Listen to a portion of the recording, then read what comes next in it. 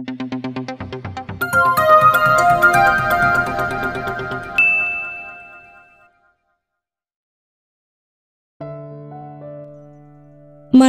POV. Morning sickness attack ito siguro ang tinatawag ng mga nagbubuntis sa naranasan ko ngayon. Pagkatapos naming mag-almusal ni tita, bigla na lang bumaliktad ang sikmura ko. Dinagdagan pa ng pananakit ng puson ko at balakang, kaya napagdesisyonan ni tita na ipa-check up ako. Habang nakasakay kami sa taxi, kanina ko pa napapasin ang puting van na nakabuntot sa amin. Ayoko mang mag-isip ng peligro pero parang may kakaiba eh. Naisipan kong tawagan sana si Rocco pero baka kung ano pang isipin ng kumag na yun. Kaya binaliwala ko na lang at baka napapraning lang ako. Tinignan ko si tita, kalmado lamang to hanggang sa nakarating kami sa klinik. May mga reseta akong vitamins. Iwasan mo ma-stress, okay? Nakangiting bungad sa akin ng doktor. I'm 2 weeks pregnant ayon dito at maselan daw ang pagbubuntis ko. Yun daw ang dahilan kung bakit minsan nakakadama ako ng pananakit ng puson at balakang. Maraming salamat po, Doc Reyes. I smiled genuinely to her. Inalayan ako ni titang bumangon. Pagkalabas namin sa klinik ni Doc Reyes, kaagad may lumapit sa aming 3 kalalakihan at sa pilitan nila akong hinila at pinasok sa puting van. Nagpupumiglas ako habang humihingi na sa klolo. Nagsisigaw si tita habang humihingi ng tulong. Yun ang huli narinig ko, tuluyan na akong nawalan ng malay. Nagisi ako nakatali ang aking 2 kamay sa armrest ng upuan. Kahit anong pagpupumiglas ang ginawa ko, hindi ko kayang kalasin ng sobrang higpit ng pagkakatali nito. Sobrang dilim ng paligid at wala akong maaninag kahit konti. May takot ako sa dilim kaya nagsimula ng manikip ang dibdib ko. Unti-unti na rin ako nahihirapang huminga. Pero kailangan ko maging matapang. Basang-basa ng katawan ko ng aking pawis dahil sa sobrang init dito sa loob. Gusto kong sumigaw. I have to be strong. I need to because I have a child started growing inside me. Hindi makakatulong kung magpapadala ako sa takot ngayon. Kailangan ko makaisip ng paraan kung paano ako makakatakas dito. Si tita, ligtas din ba to? Sino ba may gawa nito sa akin? Ano ba naging kasalanan ko? Wala naman ako natatandaan naging kaaway ko. Kailangan ko ng tulong. Rocco, alam kaya nitong nakidnap ako? Rocco, I need your help. Sana mahanap mo ko. Kailangan kita ngayon, Rocco. Nasaan ka na ba? Tulungan mo ko. Pangako patatawarin na kita. Sasabihin ko pa sa'yo magkakaanak na tayo. Narinig kong bumukas ang pinto at may mga yabag na papalapit at bumukas ang ilaw. Naipikit kong aking mga mata dahil sa liwanag. Hi, my dear Marian. Teka, kilala kong boses nito. Pagbukas ng aking mata, hindi nga ako nagkakamali. Si Lisa ang nasa harapan ko ngayon. How are you, my dear? Tanong nito sa akin na may mapanuyang tawa. Walang hiya ka, Lisa. Pakawalan mo ko. Ano bang kasalanan ko sa'yo? Sigaw ko sa kanya. Tss, relax. Para itong baliw nang umisi. Huwag kang duwag. Pakawalan mo ko dito. Mag-toast tayo. Oh, you really are feisty, bitch. At pumalakpak pa talaga to. At tumawa ng malakas. Umaalingaw-ngaw sa buong silid ang lakas ng tawa nito. Para ako nabingi. Nilibot ko ang aking paningin sa buong silid. Wala itong bintana. May malaking tubo sa gitna kung saan nakatali ang upuan ko. Kaya pala kahit anong pagpupumiglas ko ay wala ring kwenta. Ayoko mang kabahan pero sa nakikita ko ngayon, sa anyo ni Lisa at mukhang wala itong matinong pag-iisip. Are you scared, my dear? Patuyang tanong ta sa akin. Tumawa ulit ng malakas. Ano ba kasalanan ko sa iyo ha? Bakit mo ito ginagawa sa akin? Gusto mong malaman kung anong kasalanan mo sa akin? She shouted back. Biglang nagbagong tono nito. Inagaw mo lang naman ang kaisa-isang lalaking minahal ko ng gusto. Kung hindi ka sana dumating sa buhay niya, ako pa rin sana ang mahal ni Rocco. She screamed like crazy while pointing at herself. Hindi ko inagaw sa'yo si Rocco. Siyang lumapit sa akin at alam mo yon. I shouted back at her. Dahilan para mas lalo itong magalit sa akin. Nalilisik ang mga mata nito nakatingin sa akin. Kaya tumasang kamay nito para sana sampalin ako. Ngunit isang boses ng lalaki nagpatigil dito. Kaya hindi nito natuloy ang pagsampal sa akin. Stop it, Lisa. He shouted from the door. Kaagad ko nilingon ang may-ari ng boses. Parang tumigil ang mundo ko na mapagsinong nasa pinto. Bakit siya nandito? Magkasabot pala sila? Bakit siya pa? Tinuring ko siyang kaibigan. Bakit? Ano rin ba kasalanan ko sa kanya? Alwin? Nangihinang boses kong tawag sa kanya. Dahan-dahan itong lumapit sa tabi ni Lisa. I saw his worried face when he looked at me. Biglang nangilid ang luha sa pisngi ko. I'm sorry, Marian. Halos pabulong na sabi nito. Why? My voice croaked in a sudden. Hindi ito makatingin sa akin ng diretso at nagbaba lamang ito ng tingin at hindi sumagot. Kaya si Lisa nagsalita ulit. Oh, alam ko magkaibigan kayo nitong stepbrother ko, Marian. Pero hindi lang basta kaibigan ang turing niya sa'yo. Higit pa doon, he's madly in love with you. Maarte nitong sabi. Pero syempre hindi mo siya napapansin kasi may iba kang pinagkakaabalahan. Ang lalaking gustong gusto ko, si Rocco. She was about to attack me but Alwin stopped her. Hinila nito si Lisa palayo sa akin. May usapan tayo, Lisa. Hindi mo siya sasaktan. He shouted at her face but she wiggled at his hold. No, kailangan mawalang babaeng yan. Bitawan mo ko, papatayin ko siya. Nagsisigaw itong gustong lapitan ako. She went hysterical. Kaya may dalawang lalaking pumasok na nakasuot ng itim at may nakasukpit na baril sa bewang ng mga to.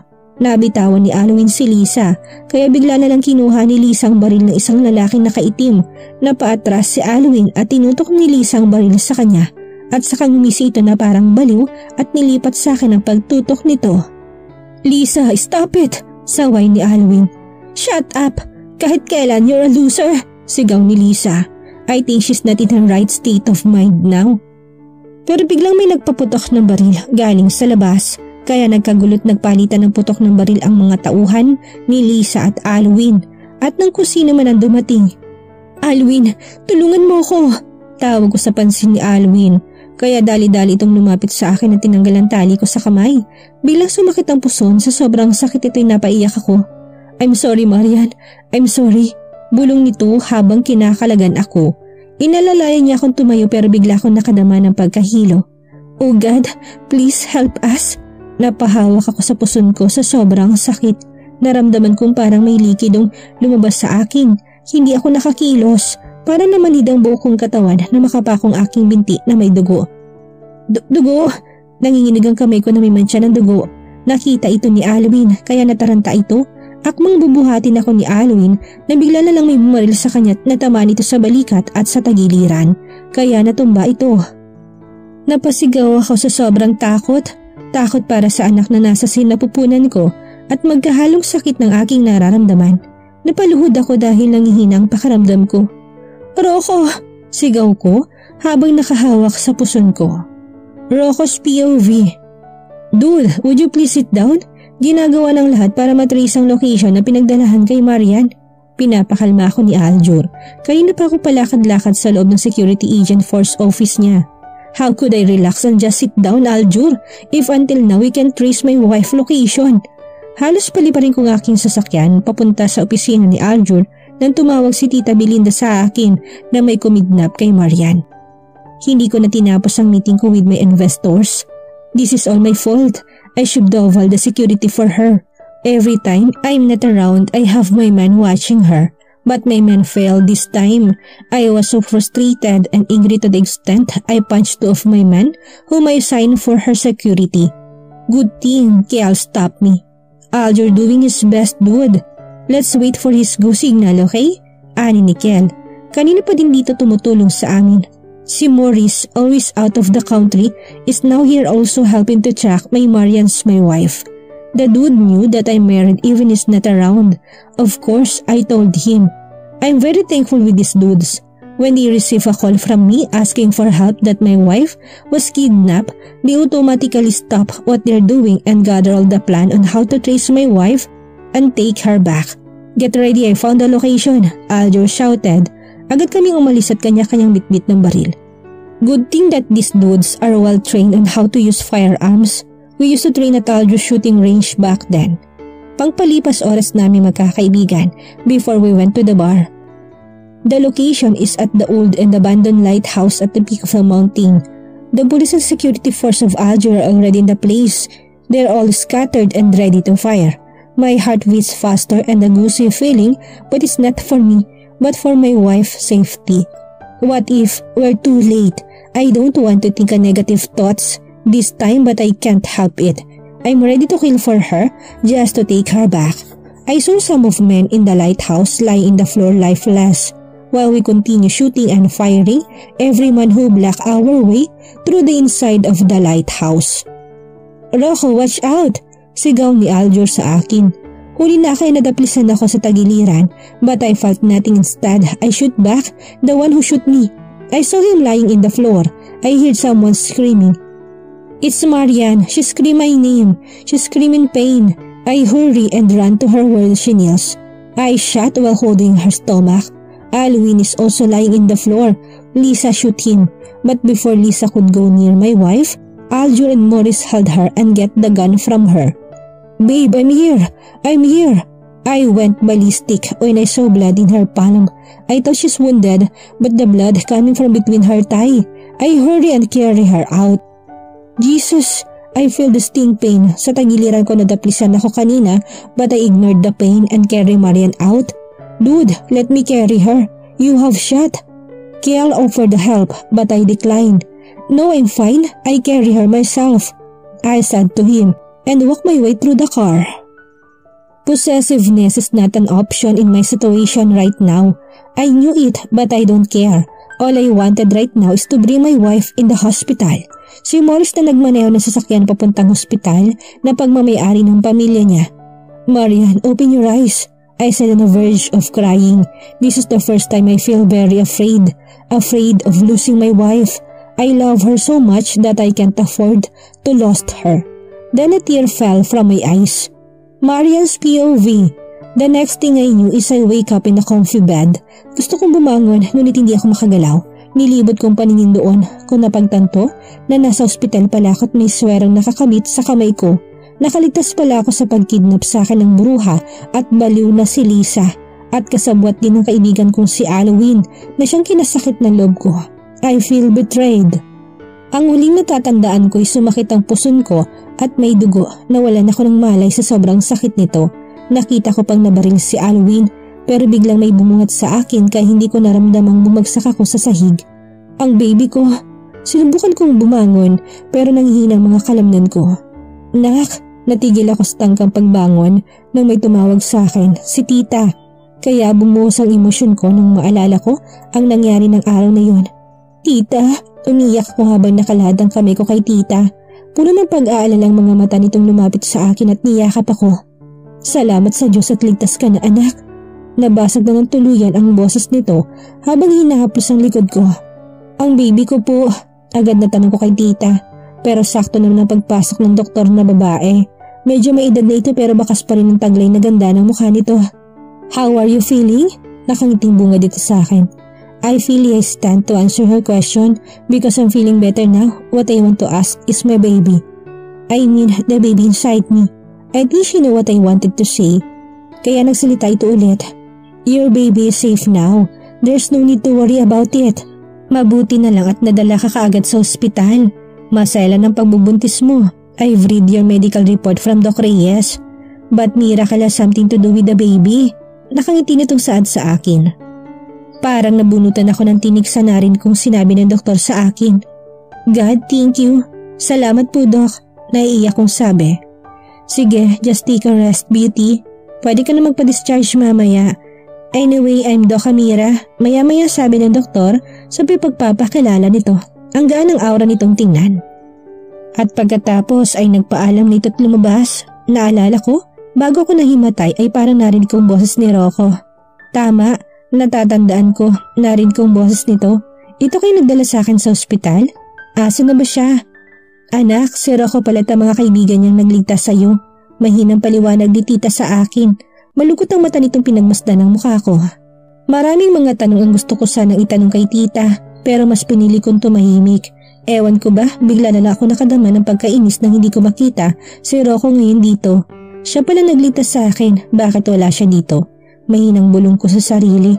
Pero parang narinig ata ni Tita, nakalimutan ko palang nakaupo ito sa tabi ko.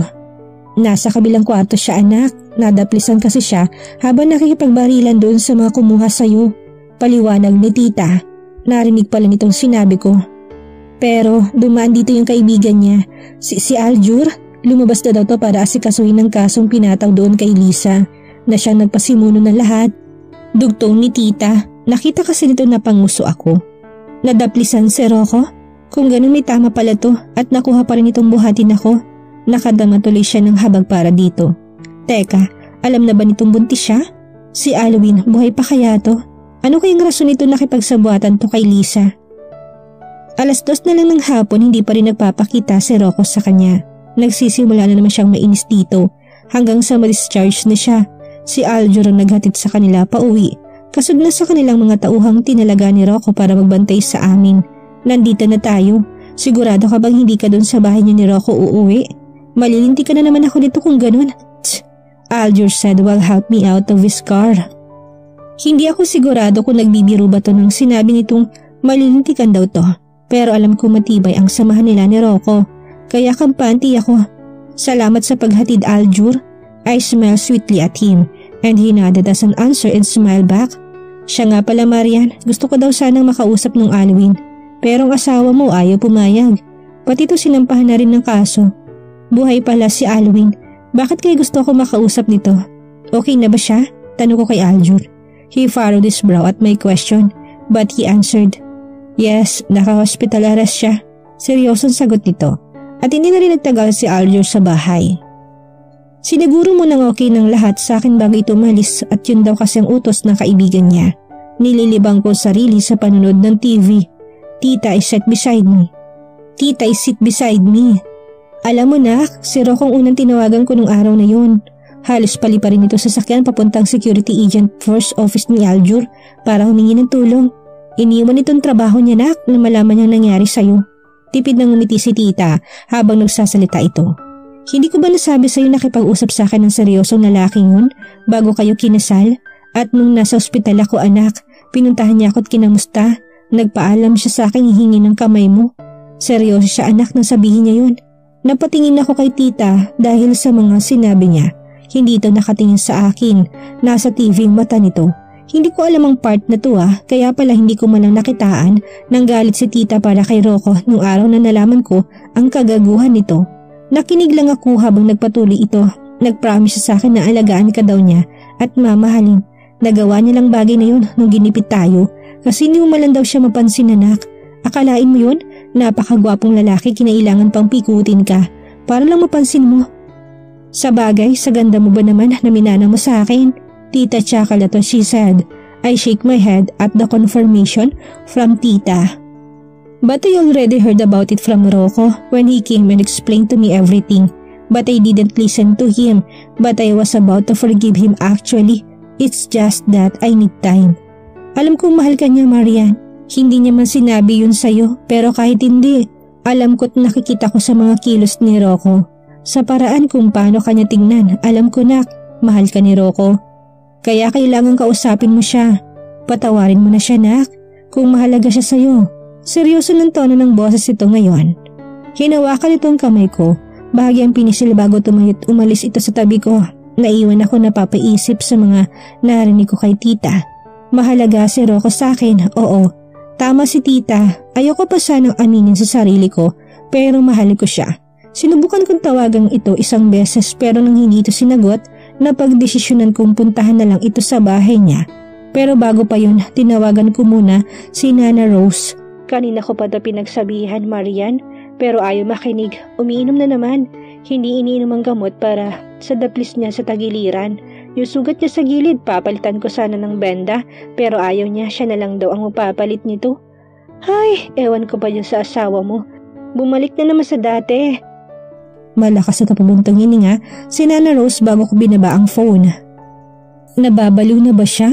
Kausap niya sa sarili habang nasa loob siya ng sasakyan. Nagpahatid siya sa isa sa mga nagbabantay sa kanya. Mga tauhan daw ito ni Aljur sa security force nito. Kaagad ako sinalubong ni Nana Rose. Pagpasok ko pa lang, niyakap agad ako nito ng mahigpit. Masyado din daw ito nag-alala tungkol sa nangyari sa akin. Okay na ako, Nana. Isang maliit na ngiti binigay ko sa kanya. Bago nito sinabi kung nasaan si Rocco. Nasa opisina si Rocco doon sa kaliwa, iha. Sabay turo sa pasilyo kung saan may opisina si Rocco. Tumango ako at naglakad na papunta doon. Dahan-dahan kong pinihit ang pinto. Hindi na ako kumatok pa. Malawak ang opisina niya. Nilibot kong aking paningin. May bookshelf sa gilid at table niya sa gitna at kabilang bahagi naman ay malaking salang nakaharap sa fireplace. Wow, nasan na ba siya? I walk inside in his office. Just when I turn my head, in fireplace, there he is. He's sitting in a big couch. His back is facing me with a bottle of scotch in a table. I saw he got one glass of it then poured another one. I cleared my throat to get his attention, and that is why he crooked his head to the side. There he saw me standing. Hey, I called. He didn't answer, but instead gulped the scotch and stand full-faced me. His eyes looked so tired. Shirt crumpled, 2 buttons opened, paired with the ripped jeans. I'm not used seeing him like this. He looked so damn frustrated, pero hindi nakabawas sa kagupuhan niya. I swallowed at the sight of him. I remained standing and quiet for a second before I opened my mouth to speak. Ba't pang gwapo ni Rocco sa ganitong ayos ngayon? You look wasted, sabi ko sa kanya. Taliwa sa sinabi ng utak ko. He didn't answer. He just watched my every movement. I walked towards him and stopped right in his track. My back facing the fireplace but there's no flame in it. Hindi mo pala ito lasing. Hindi ka umiinom ng gamot. Instead, alak ang nilalaklak mo. Mahina lang pagkakasabi ko pero may diin sa bawat bigkas ko nito. Why did you ask if that bastard is okay, ha? Instead, he angrily asked me. His eyes is raging. Ano pinagsasabi niya? What? I asked confused. He crooked his head to the side while he chuckled. Then he looked down to me. Two happened to be the stepbrother. What is he to you, ha?